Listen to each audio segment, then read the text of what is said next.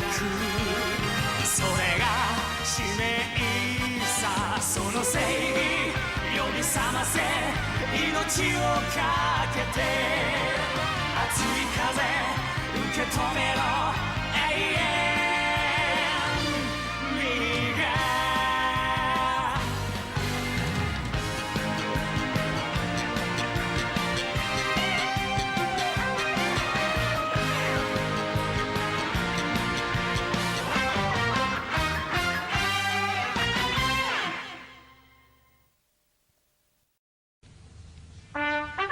ทีมซิลเวอร์แคสเซิลเดินทางไปรอบโลกเพื่อช่วยเหลือเหล่านักกีฬาหุ่นยนต์จรจัดให้มีความหวังเหมือนเดิมและเพื่อตามหาพ่อของลูลี่ด้วยบุรุษนิรนามหรือเซเกิลพยายามกลั่นแกล้งต่างๆนานาแต่ทีมซิลเวอร์ก็รอดพ้นมาได้ทุกครั้งแต่ฮิโรชิก็ยังไม่ละความพยายามที่จะทำลายทีมซิลเวอร์แคสเซิลให้ได้ก่อนที่จะพบกับริคาร์โดพ่อของลูลี่โดยใช้วิธีจัดการที่รุนแรงจนแม้แต่เซเกิลเองก็ยังตกใจแต่ทีมซิลเวอร์ก็ยังฟันฝ่าอุปสรรคทุกครั้งมาได้เสนอตอนแชมป์ในภาพลวงตา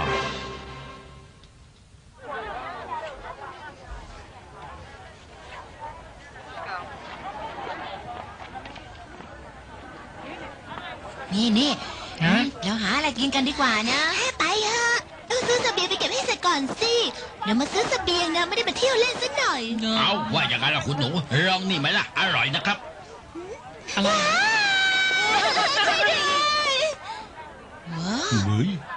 ตัวโตจังเลยอ่ะนี่อะไรเหรอคะถามได้ว่าอะไรก็ของกินสิหนูเนอะไอ้นี่กินได้ด้วยเหรอคะผีตัวเนี้ยเหรอก็แง่ล่ะกิ้งก่าตัวโตขนาดนี้เป็นของดีที่หายากที่สุดมีที่ทำผีสิงที่เรื่องลือเท่านั้นเนี่ยอะไรนะทำผีสิงที่ว่านั่นอ้าวพวกหนูไม่รู้จักทำผีสิงอย่างนั้นเหรอก็ทำที่มีแบบนี้โผล่มายังไงล่ะจริงเหรอใครจะไปโกหกล่ะพวกที่ไปจับกิ้งก่านี่เคยเห็นมานักกว่านักแล้วเขาไปดักจับที่ไรรู้สึกวูบว่าแล้วเห็นดวงวิญญาณโผล่ที่โคนหินแค่หัวเท่านั้นเองแหละหรือไม่ก่อนจะได้ยินเสียงประหลาดที่บอกไม่ได้ว่าเป็นเสียงอะไรที่ออกมาจากถ้ำบางทีก็เห็นเงาประหลาดลอยไปลอยมาระหว่างซอกหินด้วยล่ะ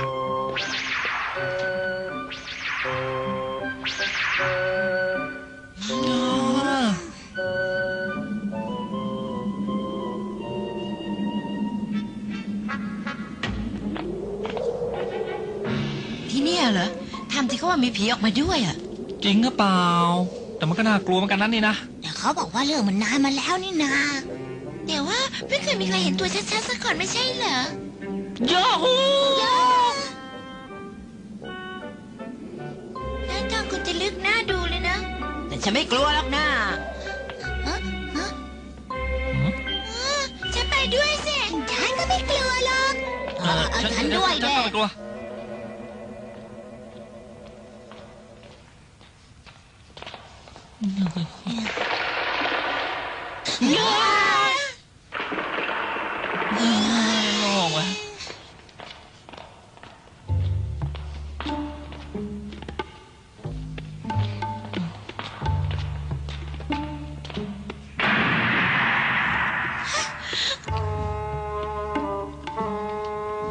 เอาไงดีอ่ะจะแยกเป็น2 กลุ่มอ่ะแล้วมาริโกะล่ะน่าสิเฮ้มาริโกะ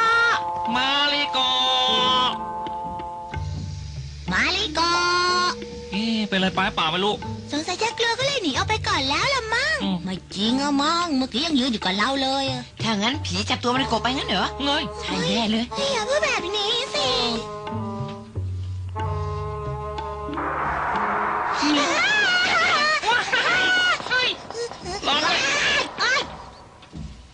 ตายสิแย่ชะมัดเลยเด็กพวกเนี้ยเวลาอยากให้ช่วยเราเป็นแบบนี้ทุกทีเลย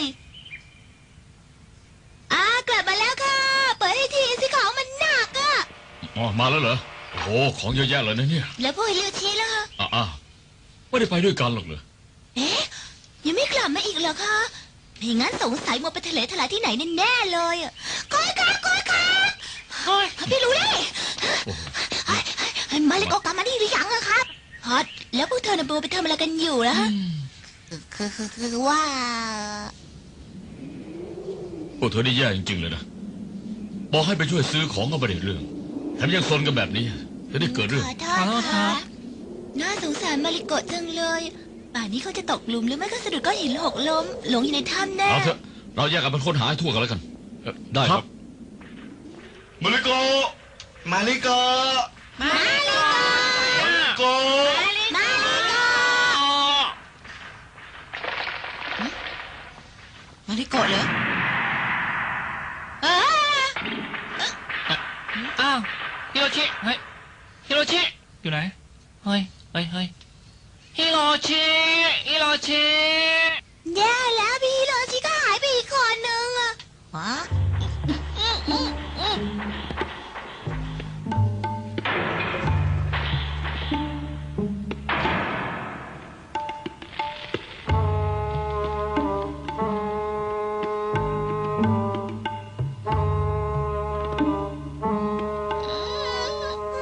จำไว้นะ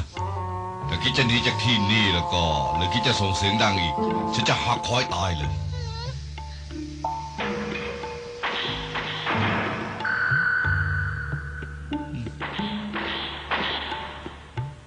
แปลกนะทำไมเงียบอย่างนี้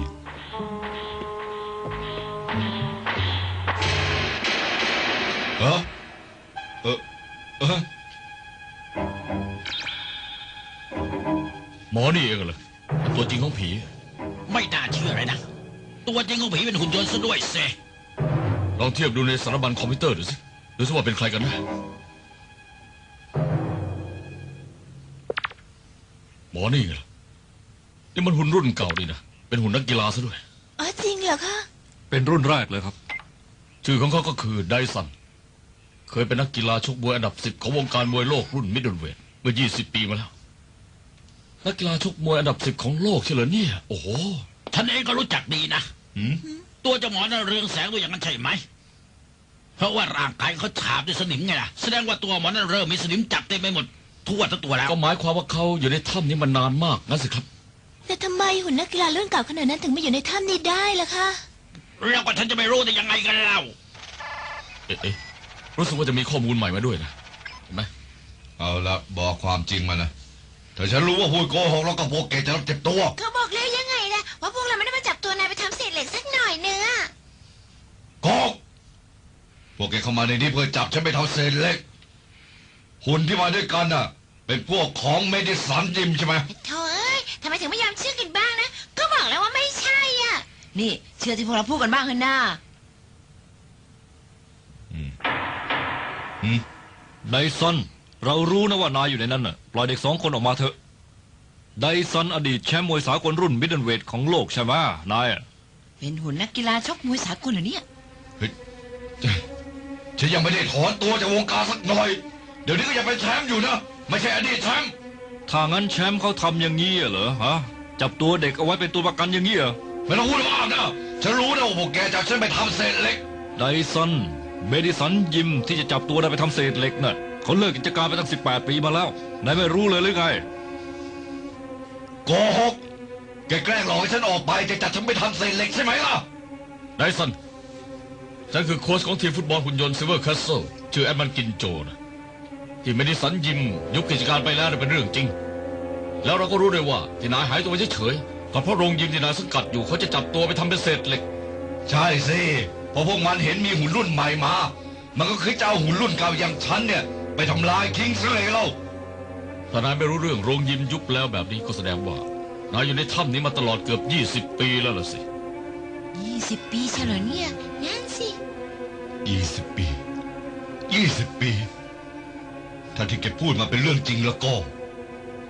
ฉันมาหลบอยู่ในถ้ำนี้ตั้งนานเพื่ออะไรกันเล่าฉันแค่อยากจะเป็นนักมวยที่เก่งๆ ไม่ใช่แค่เครื่องจักรนะ ไดสันนายอยากจะมีโอกาสขึ้นชกอีกสักครั้งไหมล่ะ ฮะ อยากจะชกมวยเพื่อเรียกวิญญาณนักมวยมืออาชีพของนายอีกครั้งไหมล่ะไดสันว่ายังไงแต่คู่ต่อสู้ฝ่ายเรา มีแต่หุ่นยนต์คาราเต้เท่านั้นถ้านายชนะนายก็กลับไปเป็นหุ่นยนต์นักมวย โดยเซ็นสัญญากับทีมเราได้เลย แกไม่ได้พูดโกหกนะ นายเชื่อที่เราพูดได้หรือเปล่าถ้าไม่ลองจะไม่รู้ล่ะ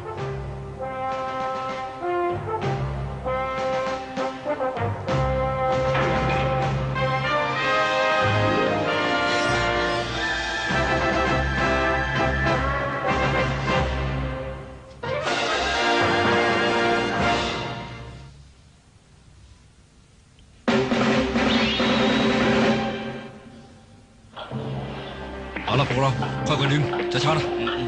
เข้าใจดึงทางไหนนิดดิ โอเคโอเค โค้ชครับ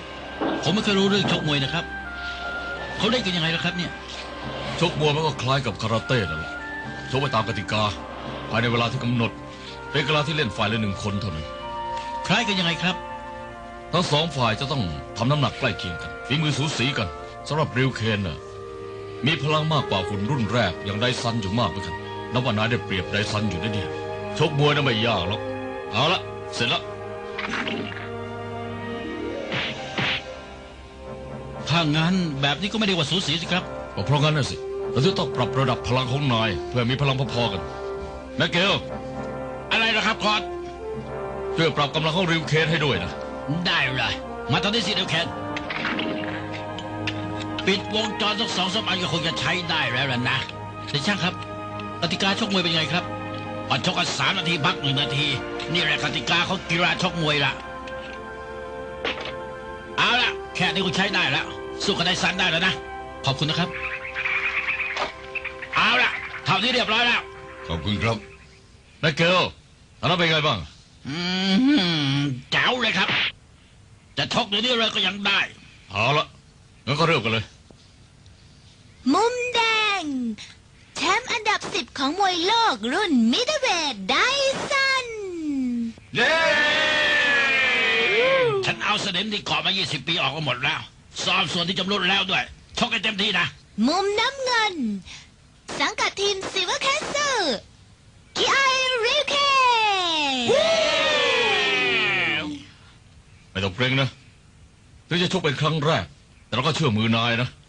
เอาละไปได้แล้ว เย้แซมสันสู้เขา จ้า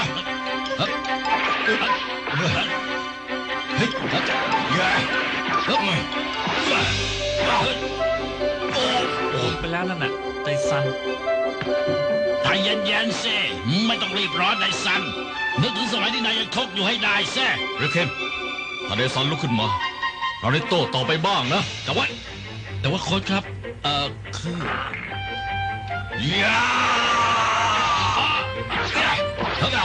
สู้เข้าไดซัน สู้กันทั้ง2 คนเลยนะริวเคใจเย็นๆอะไรพยายามเข้านะ ทั้ง2 คนเลย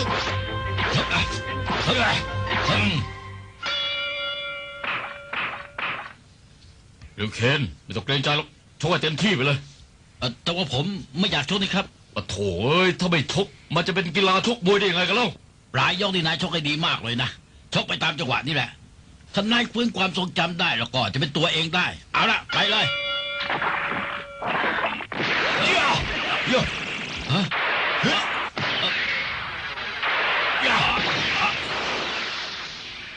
อะไรดีมากอย่างนั้นแหละไปเรื่อยๆเลยไปเลย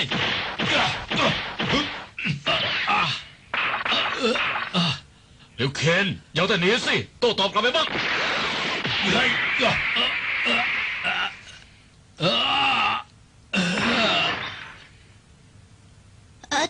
ถอยไปหน่อยสิ 1 2 ลุกขึ้นสิริวเคนเราตั้งระดับพลังของนายให้เสมอกับไดซันแล้วนี่นะไอ้ชกไปเถอะนะกีฬาชกมวยต้องต่างคนต่างชกนะ โค้ชครับ ถ้านายยังปล่อยให้เขาชกอยู่ฝ่ายเดียวแบบเนี้ยฉันจะไม่ให้นายไปกับเราเลยจะบอกให้ตอนนี้นายอยู่บนสังเวียนเพื่อสู้กับไดซันแล้วก็ต้องชกให้เต็มที่เพื่อไดซันเขาด้วยสิมันเป็นมารยาททางกีฬาไม่ใช่เหรอ เข้าใจแล้วครับโค้ช 8 9เอาละฉันก็ต่อได้เลย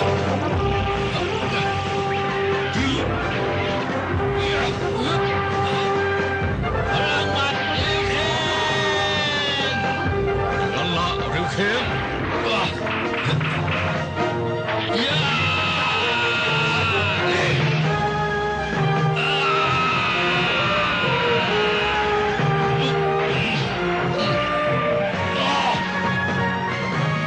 ไดซันเป็นไรไปหรือเปล่าลุกขึ้นสิ 1 ลุกสิลุกขึ้นมา 2 3 4 5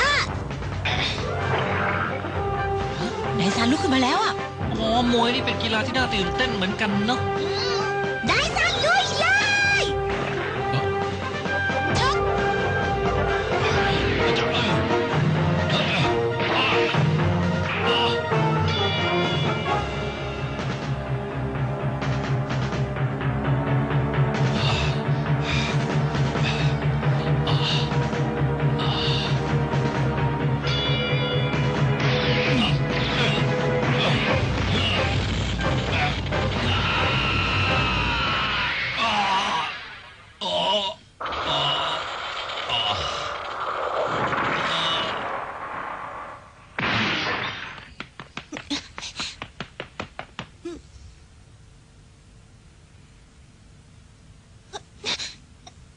หนึ่ง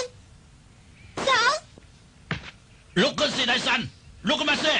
ถ้านายมาแพ้ตอนเนี้ย20 ปีที่นายซ่อนตัวอยู่มันก็เสียเวลาเปล่าลุกขึ้นมาสิ 1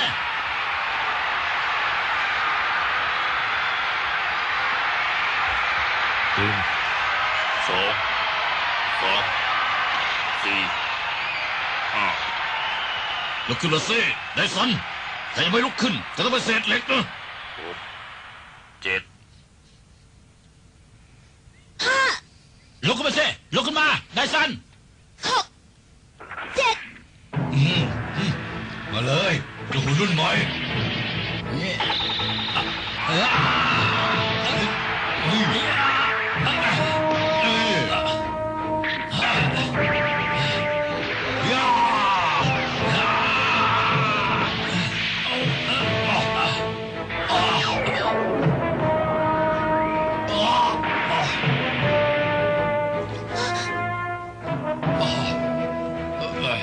พอละเดซัน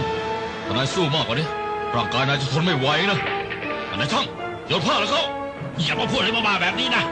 หมอนั้นมีวิญญาณคนนักมวยเขาไม่ได้อยากจะลุกขึ้นมาเพราะจะไม่ยอมให้จับแพ้อย่างเด็ดขาดไม่เห็นได้ไง หนึ่งสอง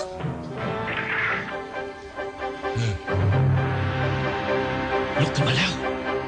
ตอนนี้หมอนั้นใช้พลังเกิดขีดจำกัดแล้วนะเนี่ย ไม่น่าเชื่อเลย เก่งนี่ลิวเกนแต่ฝีมือแค่เนี้ล้มฉันไม่ได้หรอกนะยา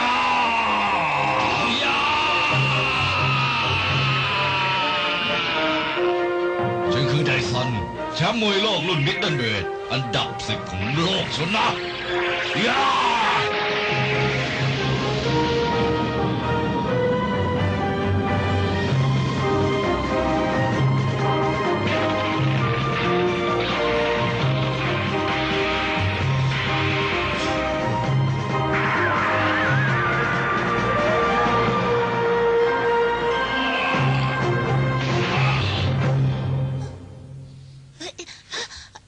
หนึ่งสองสามสี่ห้าหกเจ็ดแปดเก้าสิบ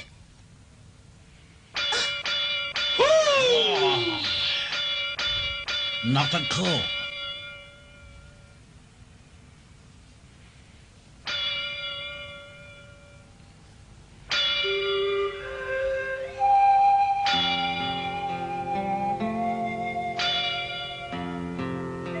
อะไรเหรอคะ สัญญาณหลังจากที่โดนนับ10ยังไงมันเป็นสัญญาณที่ใช้สำหรับเวลาแชมป์จะอำลาจากสังเวียนยังไงล่ะ ที่จริงหมอนั่นเองก็คิดจะแขวนนวลแต่แรกแล้วล่ะนะ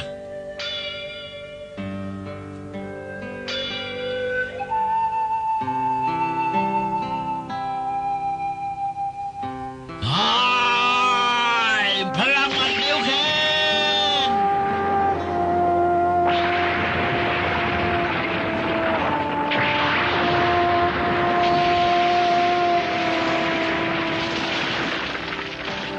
ขอบคุณมากครับโค้ชคราวเนี้ยผมได้ชีวิตใหม่แล้ว แต่ทางนี้ยังว่าเข้าไปได้อยู่นะ หุ่นนักกีฬาเข้าไม่ได้ก็พอแล้วล่ะนะ จริงด้วยแฮะ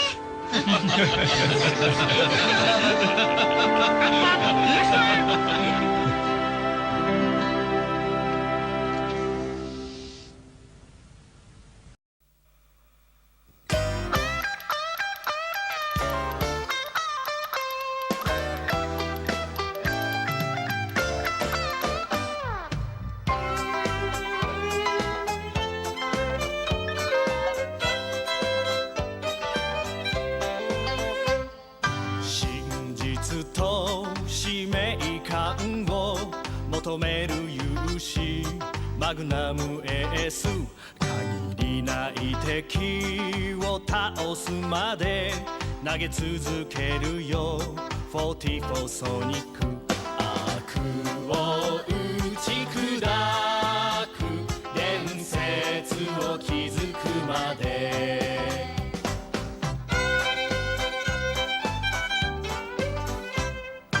燃えたぎるその勇気で